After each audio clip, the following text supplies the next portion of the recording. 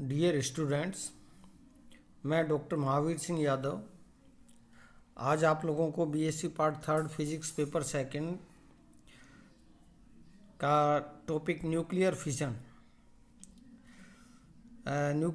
पर अपना व्याख्यान देने वाला हूं। न्यूक्लियर फिशन क्या होता है, ये हमने पहले पढ़ा है, परंतु इसको विस्तृत रूप में और आज के अपने व्याख्यान में आपके सामने रखूँगा। 1939 में दो जर्मन साइंटिस्ट थे, ओटो हॉर्न तथा स्ट्रॉसमैन। उन्होंने बताया कि यूरेनियम पर जब तीव्रगामी न्यूट्रॉनों की बौछार की जाती है तो वह दो लगभग बराबर खंडों के अंदर विभाजित हो जाता है, जो अत्यधिक तीव्र गति से विपरीत दिशाओं में गतिमान होते हैं, और इस प्रक्रिया में अन्य न्यूट्रॉन तथा अधिक मात्रा में ऊर्जा निकलती है। इसी को उन्होंने और नाभिकीय विखंडन कहा। तो आज के इस व्याख्यान के अंदर मैं निम्न जो बिंदु हैं, टॉपिक्स हैं, उनको मैं टच करूंगा। तो सबसे पहले न्यूक्लियर फिशन क्या है, इसको किस तरह से डिफाइन करते हैं, मैं डेफिनेशन बताऊंगा। इसके साथ में जो फिशन फ्रेगमेंट हैं, तो उन फिशन फ्रेगमेंट के अंदर एनर्जी का डिस्ट्रीब्यूशन किस तरह से होता है वो भी बताने वाला हूँ। इसके साथ ही साथ में इस प्रोसेस के अंदर, इस प्रक्रिया के अंदर, इस नाभिक विखंडन के अंदर और जो एनर्जी निकलती है, तो वो एनर्जी किस तरह से निकलती है और उसका कितना परिमाण होता है, वो भी मैं आज के इसमें जानकारी देने वाला हूँ। साथ ही साथ में यहाँ जो न्यूक्लियर विखंडन होता है, इसके लिए चेन रिएक्शन किस तरह से होती है और उस चेन रिएक्शन को सेल्फ सस्टेन बनाए रखने के लिए क्या क्या कंडीशन आवश्यक होती हैं, तो उन कंडीशन के बारे में भी मैं आप लोगों को जानकारी देने वाला हूं। तो सबसे पहले मैं नाभिकीय विखंडन को डिफाइन करता हूं। नाभिकीय विखंडन को किस तरह से परिभाषित करते हैं, अर्थात वह प्रक्रिया जिसमें एक भारी नाभिक दो लगभग बराबर नाभिकों में खंडित होता है तथा विशाल मात्रा में ऊर्जा मुक्त होती है, उसे नाभिकीय विखंडन कहते हैं। ठीक है। ये विखंडन की इस प्रक्रिया में अधिक प्रति न्यूक्लियन बंधन ऊर्जा के नाभिक प्राप्त होते हैं, अर्थात प्राप्त नाभिकों के द्रव्यमान का योग विखंडित होने वाले नाभिक के द्रव्यमान से कुछ कम होता है। द्रव्यमान की यह क्षति आइंस्टीन के द्रव्यमान ऊर्जा समीकरण के अनुसार ऊर्जा के रूप में मुक्त होती है। तो इस तरह से यहाँ जो नाभिकीय विखंडन ऊर्जा है, उसका स्रोत क्या है, द्रव्यमान क्षति, और वो द्रव्यमान क्षति किसमें कन्वर्ट हो जाती है, ऊर्जा के अंदर बदल जाती है। मैं नाभिकीय विखंडन के लिए जो सबसे सिंपल एग्जाम्पल है वो यूरेनियम 235 92 यूरेनियम 235 का विखंडन। उस पर जब एक न्यूट्रॉन का प्रहार किया जाता है तो एक अनस्टेबल यूरेनियम न्यूक्लियस बनता है 92 यूरेनियम 236, जिसका विखंडन होकर के बेरिलियम और क्रिप्टॉन, ये दो नए नाभिक बनते हैं। इसके साथ ही साथ में न्यूट्रॉन निकलते हैं और उसके साथ में ऊर्जा निकलती है। तो यहाँ प्रकृति में पाए जाने वाले जो यूरेनियम खनिज है, इनमें यूरेनियम के 3 समस्थानिक मिलते हैं, 92 यूरेनियम 234, 92 यूरेनियम 235 तथा 92 यूरेनियम 238। 92 यूरेनियम 234 की मात्रा अत्यल्प होती है, इसलिए बहुत ज़्यादा उपयोगी नहीं हो सकता है। 92 यूरेनियम 238 को केवल तीव्रगामी न्यूट्रॉनों अर्थात 1 MeV से अधिक ऊर्जा के जो न्यूट्रॉन होते हैं वही विखंडित कर सकते हैं। लेकिन 92 यूरेनियम 235 को अल्प ऊर्जा के न्यूट्रॉन, जिन्हें थर्मल न्यूट्रॉन कहते हैं, तथा इनकी ऊर्जा लगभग 0.025 इलेक्ट्रॉन वोल्ट होती है, से विखंडित किए जा सकते हैं। तो यहाँ ये जो यूरेनियम 235 है उसका विखंडन मैंने इस फिगर के द्वारा और इसके अंदर बता दिया गया है। तो यहाँ एक तीव्र का थर्मल न्यूट्रॉन है जो यूरेनियम 235 पे आपतित होता है। इससे बेरियम और क्रिप्टॉन दो अधिक बंधन ऊर्जा के न्यूक्लियस प्राप्त हो जाते हैं। साथ ही साथ में इससे 3 न्यूट्रॉन भी इस रिएक्शन से, इस विखंडन से और हमें प्राप्त होते हैं। यहाँ ये जो 3 न्यूट्रॉन जो मिलते हैं, इनकी इतनी एनर्जी होती है, पर्याप्त ऊर्जा होती है कि और नाभिकीय और यूरेनियम के नाभिक को भी विखंडित कर सकते हैं, परंतु इनकी ऊर्जा इतनी अधिक नहीं होती है कि ये यूरेनियम 238 को विखंडित कर सकें। अर्थात ये केवल 235 यूरेनियम 235 न्यूक्लियस का विखंडन ही ये कर सकते हैं। तो इस प्रकार ये नाभिकीय विखंडन की प्रक्रिया होती है। अब इसका एनर्जी डिस्ट्रीब्यूशन किस तरह से होता है? जैसे यहाँ फिशन फ्रेगमेंट क्या है, फिशन फ्रेगमेंट में बताया कि एक तो बेरियम है और दूसरा क्या है, क्रिप्टॉन होता है। तो ऐसी स्थिति के अंदर यहाँ इनकी जो एनर्जी होती है, उस एनर्जी या विखंडन उत्पादों के ऊर्जा वितरण ज्ञात करने के लिए ये मान लेते हैं कि दोनों विखंडन उत्पाद तुल्य एवं विपरीत संवेगों से उत्सर्जित होते हैं। अर्थात इनका संवेग बराबर होते हैं और विपरीत संवेग से उत्सर्जित होते हैं। अतः ऊर्जा को किस तरह से लिख सकता हूँ? Energy E2 upon E1 equal to half M2 V2 square upon half M1 V1 square. अर्थात यदि M2 और M ऊपर नीचे मल्टीप्लाई कर दो M1 M2 से, तो ऐसी स्थिति के अंदर क्या जाता है, P2 square into M1 upon M2 into P1 square, अर्थात M1 अपॉन M2। अर्थात ऊर्जा का जो वितरण होता है वो उनके द्रव्यमान के व्युत्क्रमानुपाती हुआ करता है। अर्थात जब इसमें रखते हैं तो ये 95 अपॉन 240 इक्वल टू 2 अपॉन 3 लगभग 68 अपॉन 99, ये इसका मान लगभग इतना ही प्राप्त होता है। तो यहाँ ये जो ऊर्जा होती है, ये जरूरी नहीं होता है कि ये जो विखंडन होता है उस विखंडन के अंदर हमेशा बेरियम और क्रिप्टॉन ही प्राप्त हों। वास्तव में ये प्रक्रिया अत्यंत जटिल होती है और इस प्रक्रिया में अभिक्रिया उत्पाद जो होते हैं, फिशन फ्रेगमेंट जो रहते हैं, वे 20 से अधिक भिन्न भिन्न तत्वों के 100 से अधिक समस्थानिक प्राप्त हो चुके हैं। ठीक है, ये सभी तत्व आवर्त सारणी के मध्य में पड़ते हैं, लगभग मध्य में ये पड़ते हैं। अब यहाँ इस प्रक्रिया के अंदर विमुक्त होने वाली जो ऊर्जा है, वो ऊर्जा का मान कितना होता है, तो उसको देखने के लिए हम जो अपनी पहले वाली इक्वेशन है उस इक्वेशन को काम में लेकर के कैलकुलेशन हम कर सकते हैं। तो ऐसी स्थिति के अंदर हम देखते हैं कि यहाँ पर ये क्या है, विखंडन में उत्पादों की ऊर्जा कितनी है, 68 MeV और 99 MeV के अतिरिक्त, क्योंकि इसमें प्लस Q और जोड़ रखा था मैंने इक्वेशन 1 के अंदर, इसमें गामा किरणें भी निकलती हैं जिनका मान लगभग 12 MeV के अप्रोक्सीमेट होता है। न्यूट्रॉन निकलते हैं जिनका वैल्यू लगभग 5 MeV के अप्रोक्सीमेट एनर्जी होती है, 3 न्यूट्रॉन निकलते हैं। बीटा कण भी इस प्रोसेस में निकलते हैं, उनकी भी कुछ ऊर्जा होती है। न्यूट्रॉन निकलती हैं, उनकी भी कुछ ऊर्जा होती है।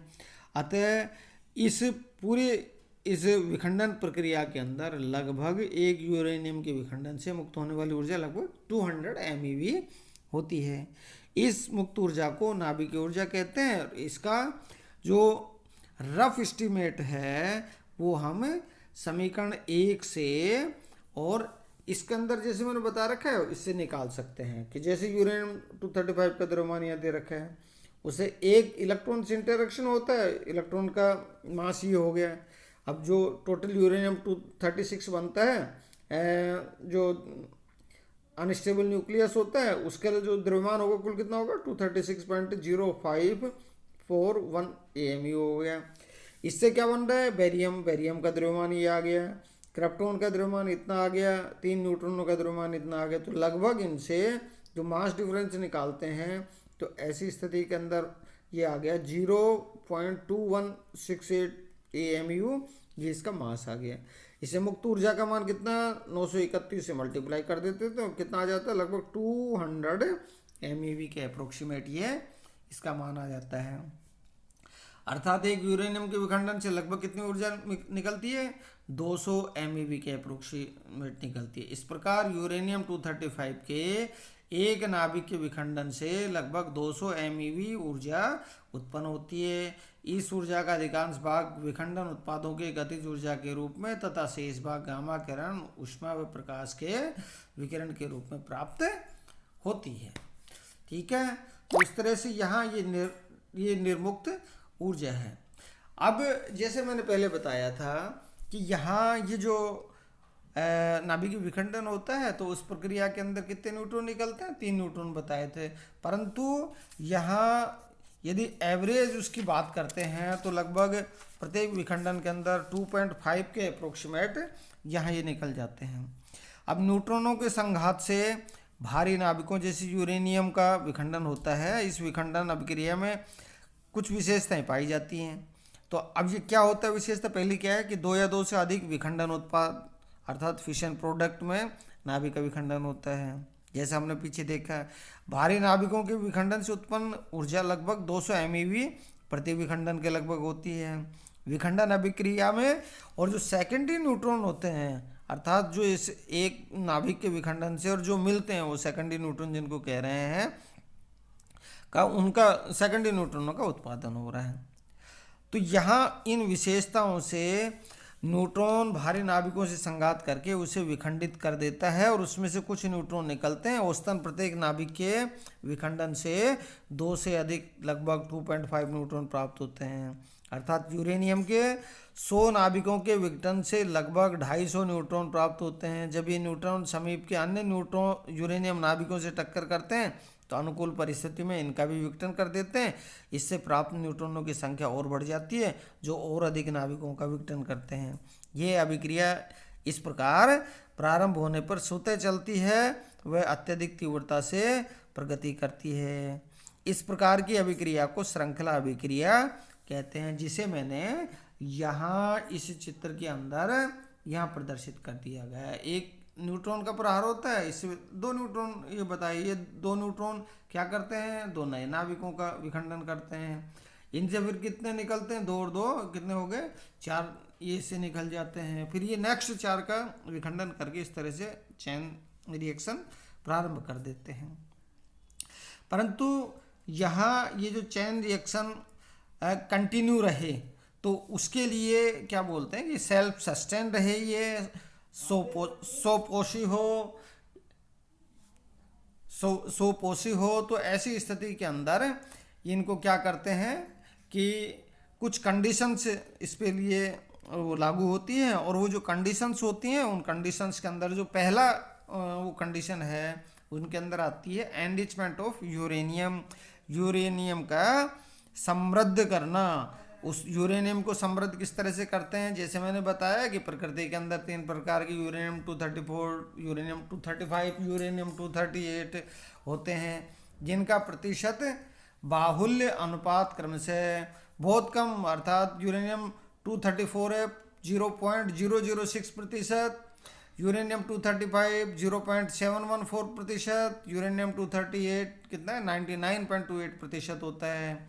यूरेनियम 234 की मात्रा नगण्य होने के कारण ये माना जाता है कि प्रकृति में नहीं पाया जाता है। जब वातावरण में उपस्थित न्यूट्रॉन यूरेनियम 235 238 के नाभिकों से संघात करते हैं तो इनका विघटन होता है। यूरेनियम 238 नाभिक का विघटन तभी संभव है जब संघात करने वाले न्यूट्रॉन की ऊर्जा लगभग कितनी हो, 1 MeV से अधिक हो, जबकि यूरेनियम 235 नाभिक को 0.025 इलेक्ट्रॉन वोल्ट अर्थात थर्मल एनर्जी न्यूट्रॉन से और इसका संघात करा करके विघटन किया जा सकता है। इस अभिक्रिया से उत्पादित न्यूट्रॉन की ऊर्जा 1 MeV से कम होती है। इस कारण यूरेनियम श्रृंखला अभिक्रिया सेल्फ सस्टेन्ड हो, इसके लिए क्या होना चाहिए कि यूरेनियम 235 की जो मात्रा है वो अधिक होनी चाहिए, क्योंकि जब इसकी ऊर्जा यदि उत्पादित जो न्यूट्रॉन है उसकी ऊर्जा 1 MeV से कम होती है तो वो यूरेनियम 238 का विखंडन नहीं कर सकता है। अतः यूरेनियम 235 की मात्रा पर्याप्त करने का जो प्रक्रिया है उस प्रक्रिया को क्या बोलते हैं, ये यूरेनियम का समृद्ध करना कहते हैं, या एनरिचमेंट ऑफ यूरेनियम के नाम से उसको जाना जाता है। यूरेनियम 235 की मात्रा जब ज़्यादा हो जाती है तो उसमें क्या होती है, विखंडन की जो प्रोबेबिलिटी है वो बढ़ जाती है। जो दूसरी कंडीशन होती है, दूसरी कंडीशन क्या है कि जो उसका मास है, जो यूरेनियम है वो क्रिटिकल मास से अधिक होना चाहिए। अब ये क्यों, ये किस बात पे, क्यों ऐसा क्यों होना चाहिए, किस बात पे डिपेंड करता है, तो इसको समझने के लिए कि हम जानते हैं कि यूरेनियम 235 में श्रृंखला अभिक्रिया को स्वपोषित बनाए रखने के लिए यह आवश्यक है कि प्रत्येक यूरेनियम नाभिक विखंडन से औसतन एक से अधिक विखंडन करने योग्य न्यूट्रॉन प्राप्त हो। विखंडन से प्राप्त सभी न्यूट्रॉन विखंडन करने योग्य नहीं होते हैं। इनमें से कुछ तो यूरेनियम से पलायन कर जाते हैं, कुछ विखंडनीय पदार्थ तथा बाह्य कवच जो शील्ड होती है में काम आने वाले पदार्थ द्वारा अवशोषित या प्रग्रहण कर लिए जाते हैं। पदार्थ द्वारा प्रग्रहण या अवशोषण न्यूट्रॉनों की संख्या को कम करने के लिए उचित विखंडनीय पदार्थ तथा बाह्य कवच में काम आने वाले पदार्थ का चयन करते हैं।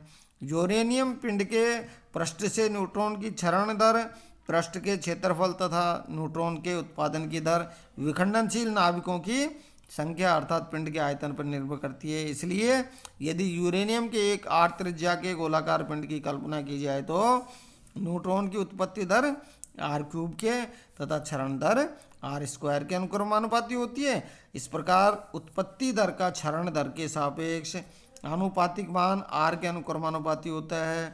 अतः पिंड का आकार छोटा होने पर क्षरण दर उत्पत्ति दर के सापेक्ष अधिक होगी और श्रृंखला अभिक्रिया की संभावना कम होगी। इस स्थिति में श्रृंखला अभिक्रिया स्वतः ही बंद हो जाएगी। ऐसे पिंड के द्रव्यमान को उपक्रांतिक द्रव्यमान कहते हैं। इसके विपरीत बड़े आकार के पिंड अधिक द्रव्यमान वाले पिंड के में क्षरण दर उत्पत्ति दर के सापेक्ष कम होती है, श्रृंखला अभिक्रिया की संभावना अधिक हो जाती है। इस स्थिति में श्रृंखला अभिक्रिया स्वपोषित हो जाती है। ऐसे पिंड के द्रव्यमान को अतिक्रांतिक द्रव्यमान कहते हैं। अतः यूरेनियम पिंड के, जैसे मैंने लिखा है, यूरेनियम पिंड के उस न्यूनतम द्रव्यमान को जिसमें श्रृंखला अभिक्रिया निर्विघ्न संपन्न होती है क्रांतिक द्रव्यमान कहते हैं। विखंडन के क्रांतिक द्रव्यमान वाले प्रतिबंध को गुणन कारक मल्टीप्लिकेशन फैक्टर के द्वारा भी निरूपित किया जा सकता है। तो यहाँ ये दूसरी कंडीशन, उसका क्रांतिक द्रव्यमान होना चाहिए। अब तीसरी कंडीशन आते हैं कि जो मल्टीप्लिकेशन फैक्टर है जिसको के द्वारा डिफाइन किया गया है उस के का मान कितना होना चाहिए। तो गुणन कारक के किसी दिए गए न्यूट्रॉन पीडी में उपस्थित न्यूट्रॉनों की संख्या तथा इसके पूर्वोत्तर न्यूट्रॉन पीडी में उपस्थित न्यूट्रॉनों की संख्या के अनुपात के बराबर होता है। जैसा मैंने इस के को इस तरह डिफाइन कर दिया है, के इक्वल टू विखंडन की किसी एक पीडी में उपस्थित न्यूट्रॉन की संख्या अपॉन इस पीडी से पूर्वोत्तर पीडी में उपस्थित न्यूट्रॉन की संख्या। यदि के इज ग्रेटर देन 1 हो तो प्रत्येक पीडी विखंडन के पश्चात न्यूट्रॉन की जनसंख्या में वृद्धि होगी, जिसके कारण श्रृंखला अभिक्रिया अनियंत्रित हो जाती है। ठीक है ना, अनियंत्रित हो जाती है।